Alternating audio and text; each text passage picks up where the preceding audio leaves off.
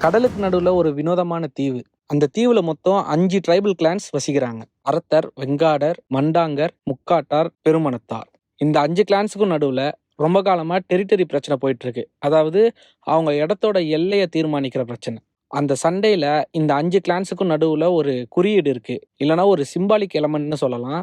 அது என்னன்னா, சண்டையில ஜெயிக்கிறவங்க தோத்தவங்களோட ஒரு கைய வெட்டிருவாங்க.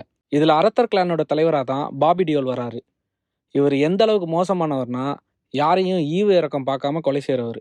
அவங்க மொத்த கிளானுமே வெறி பிடிச்சவங்க தான். ஸோ, அவங்க சண்டையில ஜெயிச்சா கைய மட்டும் இல்ல, தோத்தவனோட தலையையும் சேர்த்து வெட்டுவாங்க.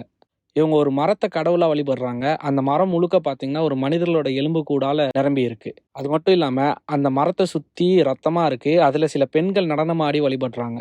அநேகமா இது பலி கொடுக்கும் சடங்கா கூட இருக்கலாம். பிகாஸ் பாபி டியோல் ஒரு பெரிய படிக்கட்டுல பலி கொடுக்கும் நபர கூட்டிட்டு போய் தள்ளி விடுறாரு.